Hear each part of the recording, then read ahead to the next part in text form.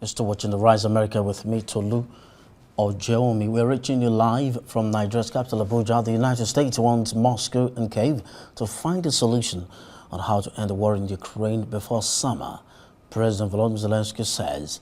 In remarks to reporters released by his office Saturday, after Ukraine and Russia held 2 days of US-brokered talks in Abu Dhabi this week, Zelensky said Washington had proposed talks in Miami in a week, and that Kyiv had agreed to that.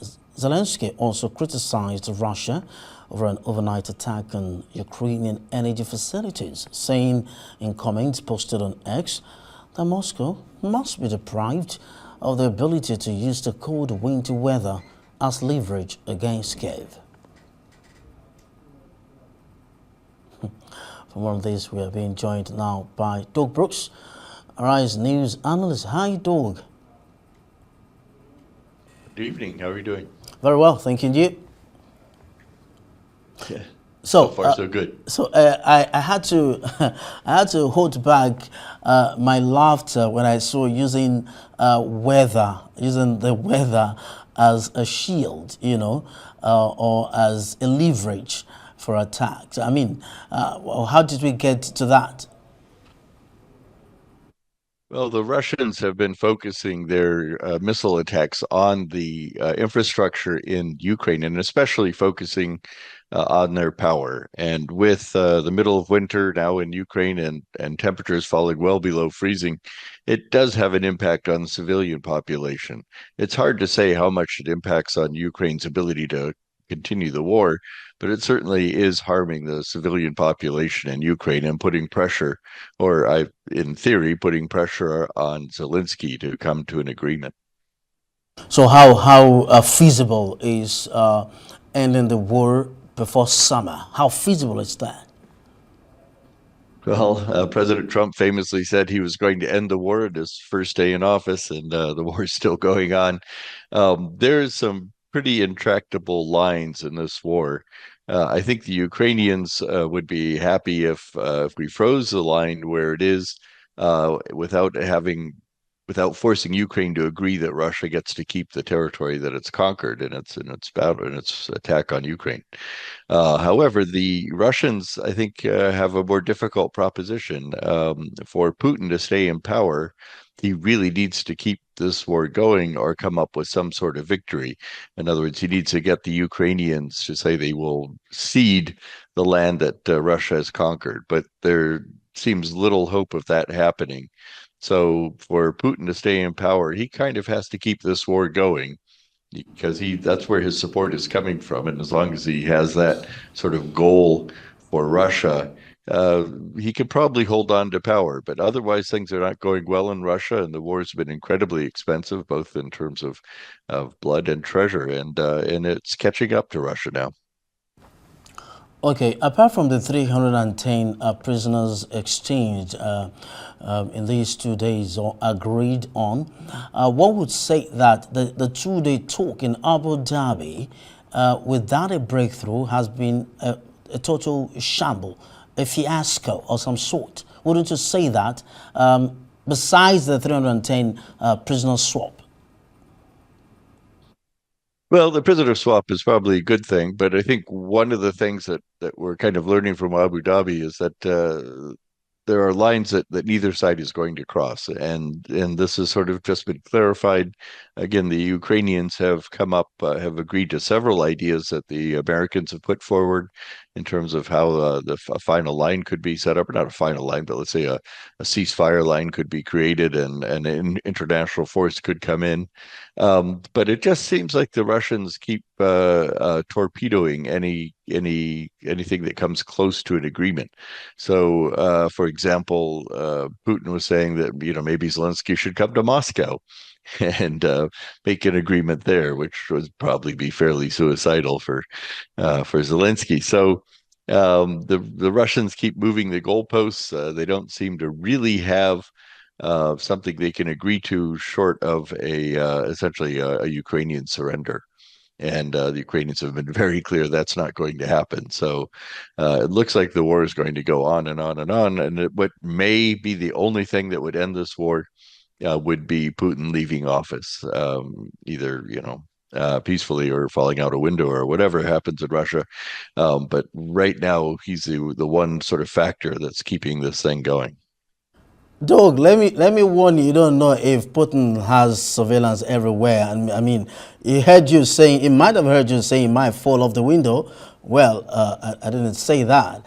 Anyway, you talked Well, about. these things do happen in Russia quite often, as you probably know. Okay, well, you talked about lines that either party would cross. What are those lines? Do you want to mention? Right. So, I mean, for the Ukrainians, they're willing to come to certain compromises. They're losing a lot of people in this war, maybe half as many as the Russians, but they're still losing a lot. They have some firm defensive lines, and this includes Donbass, which is sort of one of the regions that the Russians demand in any agreement. And so the Ukrainians have these defensive lines. They're not going to give those up. And the Ukrainians, of course, still claim Ukraine. They claim the territories, including Crimea, that Russia has conquered illegally and against international law. So the Ukrainians are saying we want to go back to having Ukraine, and that's really what their goal is. However, they've also said that they're willing to settle at least temporarily for a ceasefire line. As long as there's no agreement for some sort of permanent Russian control of the occupied territories. The Russians, on the other hand, basically say they want everything that they've claimed from the beginning, including Crimea, Donbass, and some other areas. And they say though that's if there's going to be an agreement, that all has to be agreed to as being part of Russia. And remember, after Russia conquered some of these territories, they immediately put it into their constitution that these territories are part of Russia already. So the Russians have a pretty firm stance that for them to back down on it all would be problematic for Vladimir Putin. So I think, as I've said earlier, I think the one sort of key factor in this whole thing is Putin. I think the Russians, without him, might be willing to come up to a compromise that could uh, work for both sides at least temporarily. But I think as long as Putin's in power, it's going to be very, very hard to end this conflict.